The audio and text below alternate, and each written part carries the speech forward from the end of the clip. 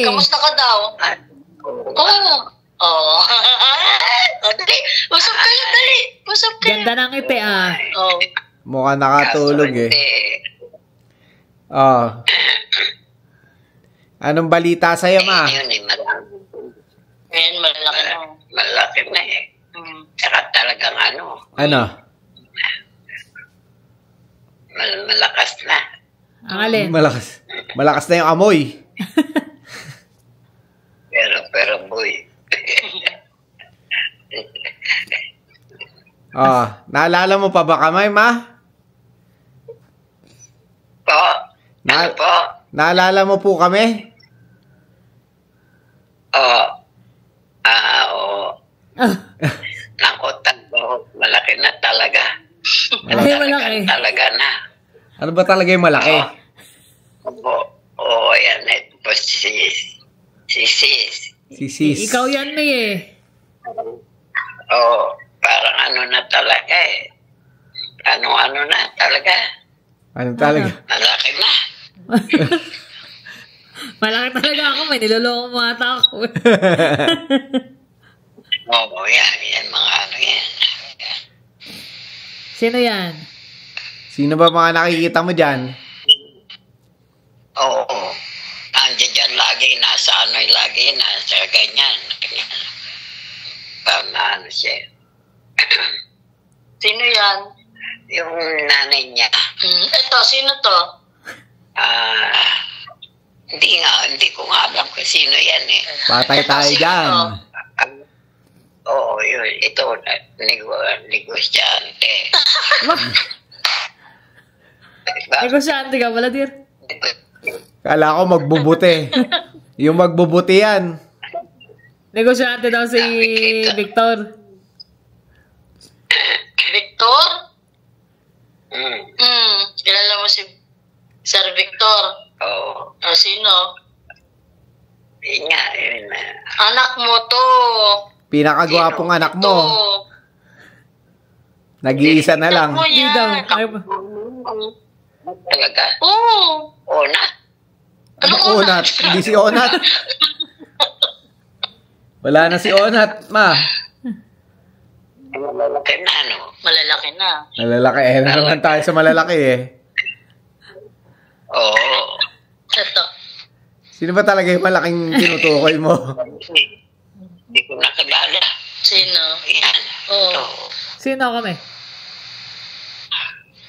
Sino? Sino kami? Sinong nanay mo? Tawa lang eh. Manugang yan.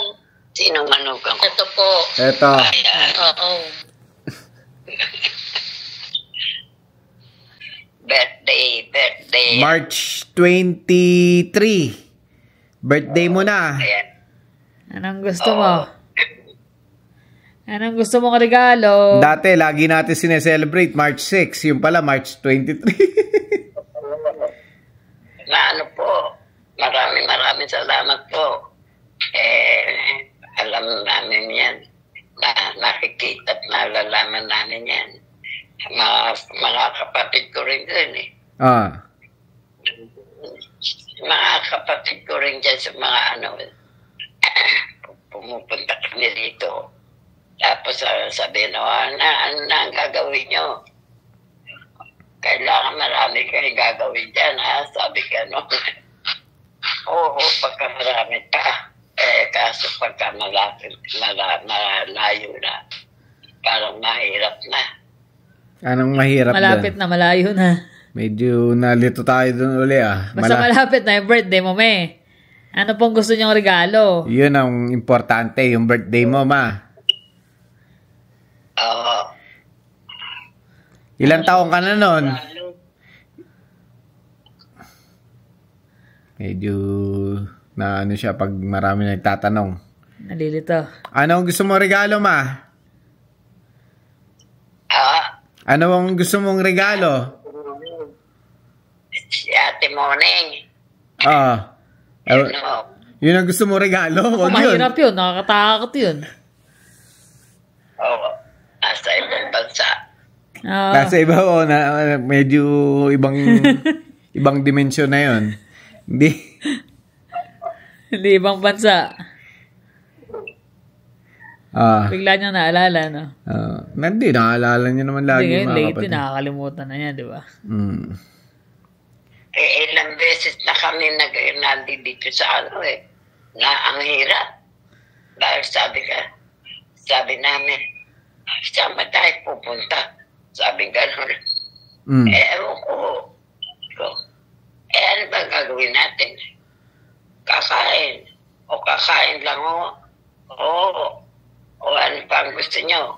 Sabi gano'n. Ba, akala nyo gano'n lang ang pera. Ay, nako. Sabi ko sa inyo. Sabi niya, bakit hindi pa tayo tumae? Ano? Tumain?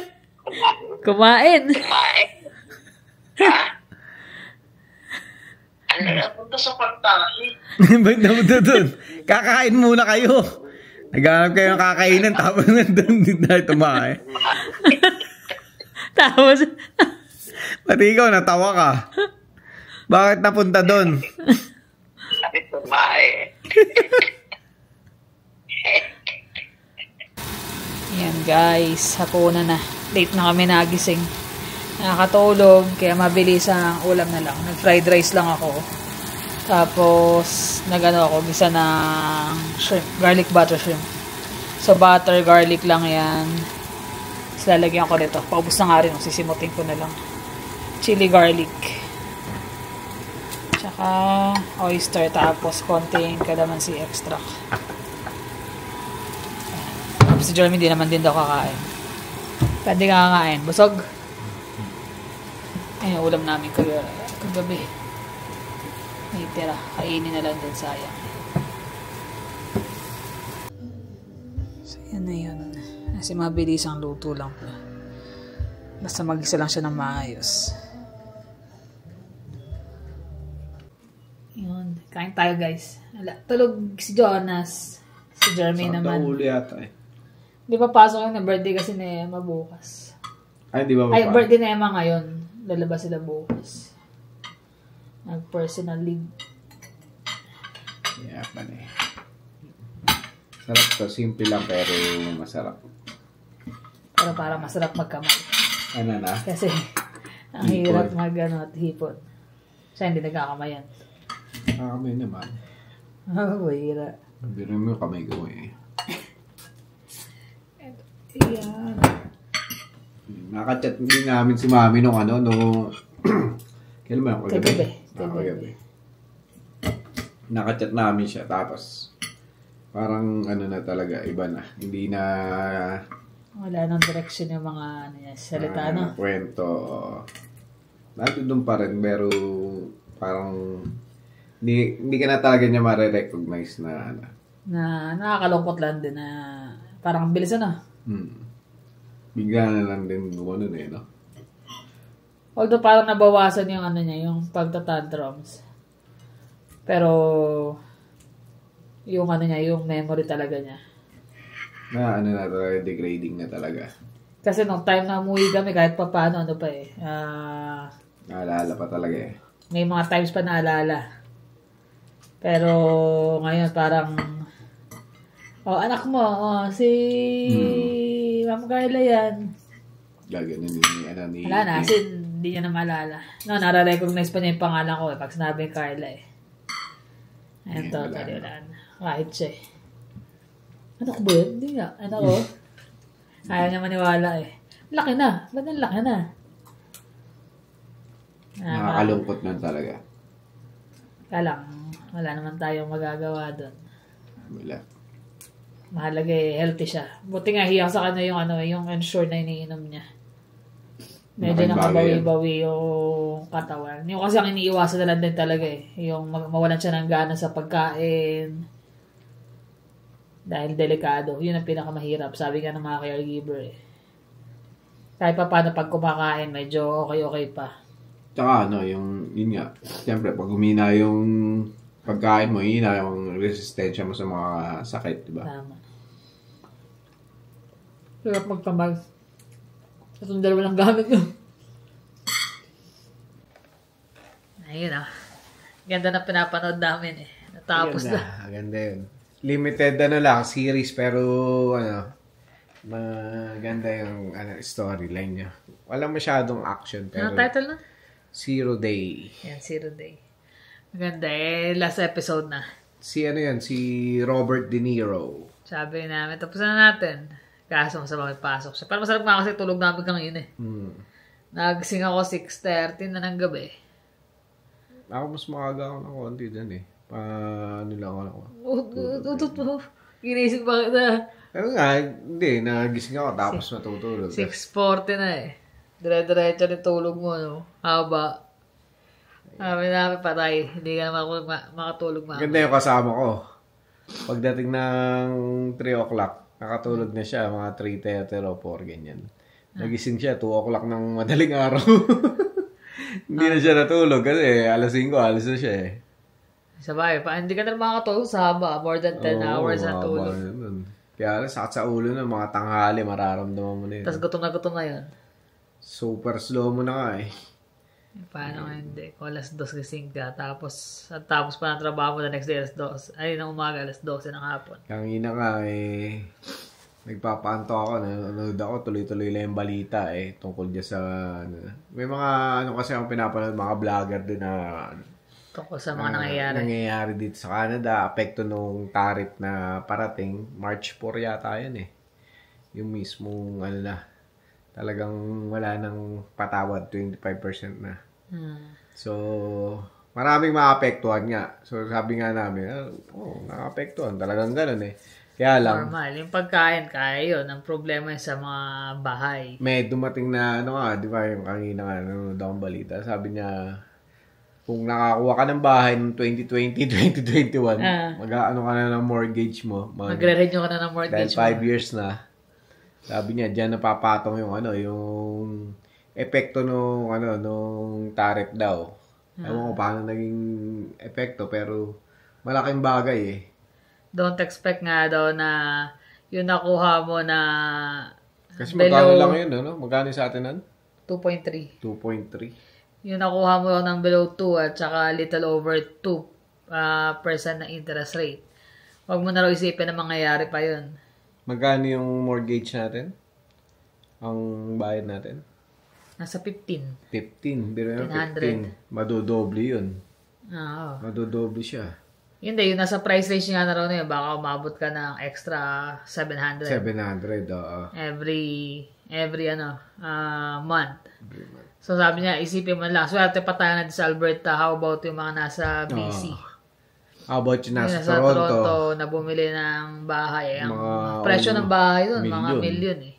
Million, biruin mo. Tataas little over million, mga lang yun. Sabi mo ng 1.5 yung bahay, di ba? O 1 million. Kung 5% ang interest rate.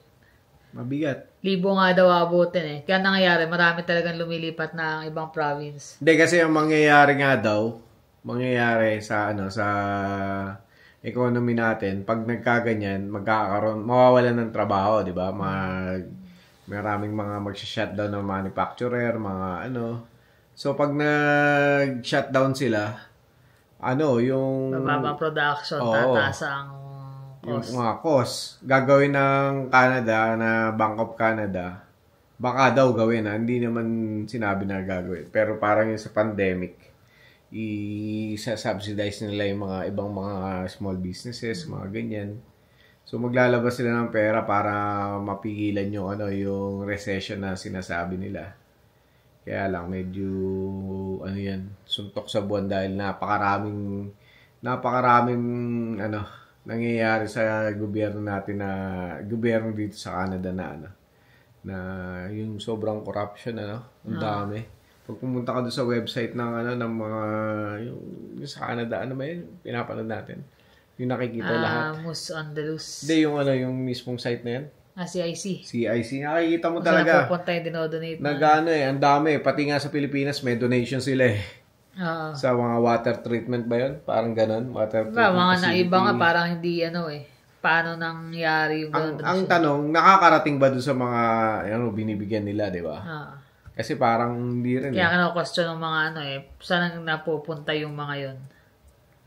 Kaya nga lahat magiging mataas talaga pagdating ng gaya namin, mag-renew kami ng mortgage by July. Yun ang epekto sa amin, malaki rin. Sa groceries, sa mga syempre normal yan basic yan. Kaya hindi mo mararamdaman Dahil tuloy ang... Ramdam mo pero hindi mo masyadong kasi kailangan mo talagang kumain, di ba? Pero yung bahay, same thing. Dahil nga yun, doon ka tumitira. Sabi nga nung sa pinapanood namin. May tatlong option ka. Tatlong option na na pwede mong gawin dahil nga sa sobrang taas nung magiging yung mortgage. Additional sa mortgage mo. So may tatlong option. Yung number one option is refinance. Pero, hindi, yung una is i-keep mo. Kasi yung refinance nga yun yung pinaka last option mo. Kung sakali. So i-keep mo, sasapuin mo yung additional mo. Kasi lalo ng araw, kung multiple na tao yung nakatira, meron kayong possibility na mag-contribute sa bawat isa. Makakalagpas kayo sa problema na yun. So, kung meron kang mag-asawa kayo nagtatrabaho, tapos may anak ka, nagko-contribute din, tumutulong. Hindi gaya ng solo na bumili ng bahay na sasapuin mo lahat. So, second option, din ang refinance. Yun ba yung refinance? Kasi yung third option is, kung hindi mo talaga kaya, benta mo, hanap ka ng ibang province na mas mababa. At saka pasok sa budget mo. Kasi refinance, sabi niya yun, syempre, hahaba nga naman yung terms mo, kaya lang, parang binayad mo ng ilang taon. Parang mapopropit siya. Babalikan na naman sa panibagong reset na naman, bababa nga yung bayarin mo. Pero still, yung amortization mo, hahaba. Sipin mo na lang, kung additional na 5 years yun, parang nabaliwala yung yung 5 years mo, di ba? Kaya nga. Pero, siyempre, yung value pa ng bahay ngayon, iba na, mas mahal na. So, mas mataas ang babayaran mo mas haba kung 30 years o 25 years amortization. Parang back to zero ka na naman. Zero ka talaga nun. So, medyo nakakapanghinayang kasi sayang yung Kaya minsan kasi, di ba, syempre nasimulan mo yung bahay, parang ayaw mo nang i-let go. Kaya minsan, iba kakagat talaga. Kakagat talaga. Lalo na sa mga medyo hirap. Lalo na yung mga, syempre, yung mga trabaho natin, uncertain yan. Lalo na ganyan niya, yung mga tariff na yan, maraming mga sektor na pwedeng mawala ng trabaho, na matatamaan. Yun ang pinakamalaki. Tapos yun nga, benta. Ibenta mo, lumipat. Kaya lang, yung syempre. last option mo, benta mo. Paano ko naman kung may trabaho ka? I-give up mo yung trabaho mo, Hindi, pwede mo naman daw ibenta, pero mag-downsize. Or magre-relocate ka nga ng ibang lugar. Yun lang naman ang option nila. Pero syempre, ang hirap nun. Siguro, kung medyo may ipon ka na at medyo retirement ka na, pwede ka mag-relocate sa mga small town. Pero, ang hirap din kasi, lalo na pag nasanay ka na sa accessible lahat So, pag nasa small town ka naman, gaya nung sa lugar natin, dati nun. Ang hirap, mahirap magkasakit ka ron tagal. Bago ka makarating sa ospital, makarating yung tulong. Maghihintay ka na mamatay dun pag pag walang dumating na 2 hours, biro mo, pinakamalapit dun. Yung pinakamalapit dun na hospital sa may Fairview, 1 oras mahigit. Well, actually, meron naman tayong dun, di ba? Station ng EMS. Tsaka fire, Yun lang yun. Station lang talaga.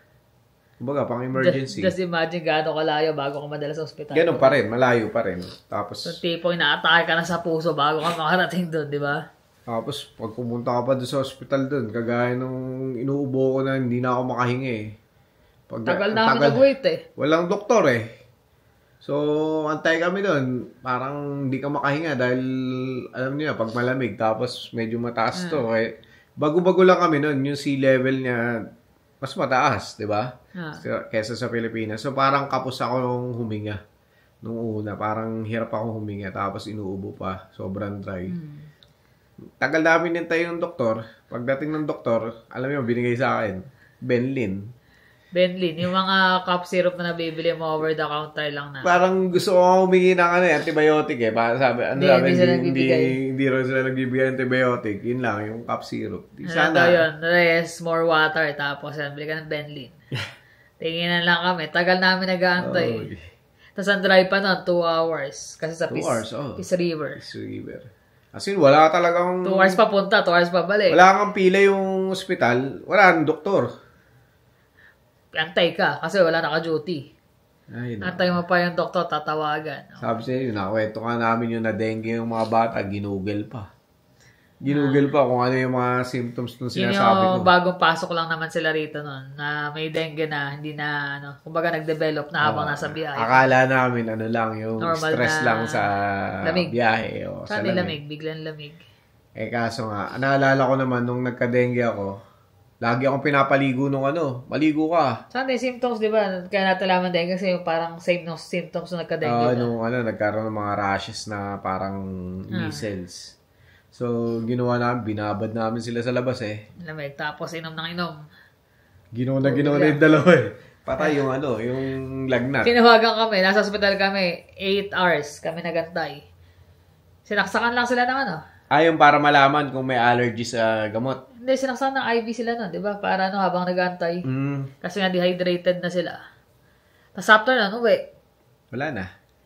2 months bago dumating yung blood sample na result. Sabi niya, tama nga, dengue yung Tama, dengue. Wala na, magaling na Sabi namin, sabi ko, they're fine. Ay, naka. Kaya minsan, syempre, gaya nun, sa mortgage nga, kung mag-relocate ka, syempre, isip-isip din. Mahirap na Hindi madali nasa small, siguro medyo, hindi naman, kasi laki ng Calgary, mas malit sa Calgary ng konti. Pero huwag naman sobrang small town kasi ang hirap sa small town. Naghanap din kami ng mga options namin doon sa mortgages kung Kasi nga, sabi nga months before na mag-renew kayo, dapat maghanap na kayo ng mas mababang makukuha ng ganito. Huwag ka lang option, huwag ka mag-stick sa bangko mo. Try kang maghanap. Tapos ngayon, kung talaga mag-offer yung bank, sa tingin mo, ma-deal mo sa ito, may offer ako sa ganito. Then tsaka sila mag-move. Kumbaga, gagawa sila ng... O kaya, the best na siguro is, i-contact ko yung broker na nag-asikaso sa amin ng mortgage na siya yung humanap ng mas mababang interest rate. Yun ang maganda. Kasi, malaking bagay yun. Mas marami silang updated na ng mga... Maghahakot na iba't ibang bangko Iba't ibang mga para mag-approve ng mortgage. So, siyempre, hindi ka naman pwedeng basta-basta sige, wala tayong magagawa. So, hanap ng mas makakamura. Kasi kahit konting puntos lang ang difference ng interest rate. Malaking bagay. Kasi kung 5 years, di ba yung, di ba 2 klase ang natin, mortgage variable at fix. So, fix lagi yung namin. Mahirap mag-variable sa panahon ngayon, sugal. Sabi nga sa di ba, sugal. Swerte mo pag bumaba. Kaso, hindi naman permanent na bumaba Kung biglang tumaas, lugi ka. Well, actually, maano nga daw, malaking epekto ngayon yung pagkat ng mga student tsaka mga immigrants na pumupunta rito. Di ba nga kinakat ng Canada ngayon? So, sobrang laki ng epekto nun sa mga landlords tsaka mga... Kasi dami nagbilihan ng bahay para magparenta. Ganun na nga, nabawasan daw yung mga rent. So, yung mga nasa Ontario lalo na kasi dun marami talaga Ontario at Vancouver. Nahihirapan ngayon yung mga landlord daw.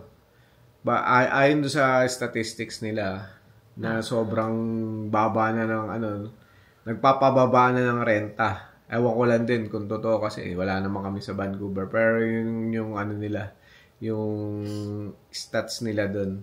So, tapos nagtayo ng mga high-rise condo. So, instead na bumili ng bahay or sa condo na bumili. Sa condo na lang sila nag-stay. So, yung market value ng mga bahay bumababa daw. Kaya pwede rin maka-apekto yun na mas bumaba pero syempre hindi natin alam. Hindi natin kumbaga hindi mo pwedeng pagbasihan na bumaba na. Hanggang kailan? Hope na natin na mataas para at least pag lumabas yung namin, medyo hindi ka hindi ka ma-surprise ng gusto. Pero ganun pa syempre din mga papayag na hindi mabayaran to. Sayang yun. Yung Kasi naka-5 taon na rin.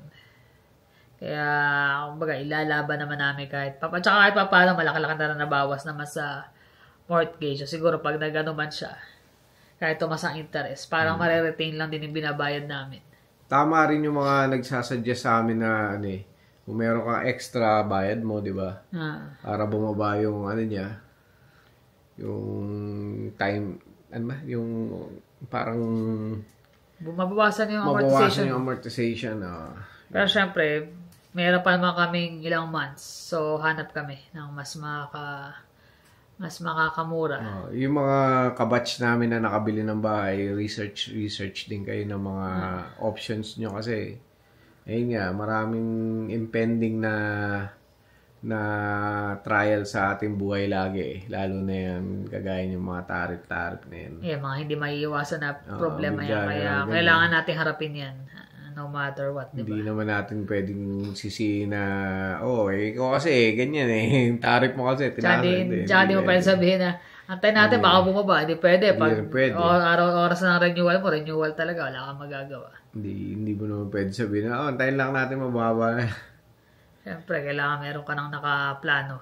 Para ka na rin kasi may isang anak dyan pag may bahay ka or sasakyan, di ba? Siyempre naman. Parang kailangan mo rin ituring na pamilya dahil, kumbaga, inaano ka rin yan Ito yung pinakatahanan mo, pinutuluyan mo. Dapat alagaan mo rin siya. Tama. Yan lang naman guys, na-chika lang naman namin sa inyo. Kasi nga, kachat nga namin si Mami kagabi. Medyo, insert kami ng mga konting clip kasi medyo laktaw-laktaw ang kanyang mga mga kwento minsan. Medyo magulo na. Basta kami happy lang kami na nakikita namin siya kahit nasabihin mo hindi niya kami naalala.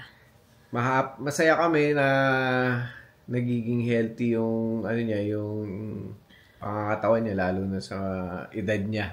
Magbe-birthday na nga pala siya this coming March 23. March 23. Yan. Kaya, tinatanong namin kung gusto niya regalo Ayaw sabihin Wala, hindi niya na maalala Tsaka nag-iba na rin siya. Dati, laging pera, laging problema, ganyan. Parang iba na siya parang kalmado na. Tapos, masaya siya, ganyan. Hindi na masyado nababanggit nga yung yung mga kapatid nanay niya, tatay niya, di ba? Dati, lagi yun. Lagi yung mga kapatid, nanay, tapos yung dalawa kong kuya. Yun nga mas mahirap kasi mga wala dahil nga dati, naalala niya paunti-unti yung magulang niya, at hanggang ngayon nawawala-wala na, mga kapatid. Ibig sabihin, nagpo-progress yung niya, yung Alzheimer's niya. Tsaka yung pinanood namin, medyo may relation dun sa sakit na yan, Yung naging makakalimutin. Pero siya? Iba yung ibang kalimutan ko yung term na yun. Ibang sakit yun. Hindi sakit halos, parang targeted targeted sinadya. Yun So, ayun lang naman guys. Maraming salamat sa inyong panonood. Ingat kayo lagi. May nakapulutan kayong kahit konting tips do sa mga nasabi namin.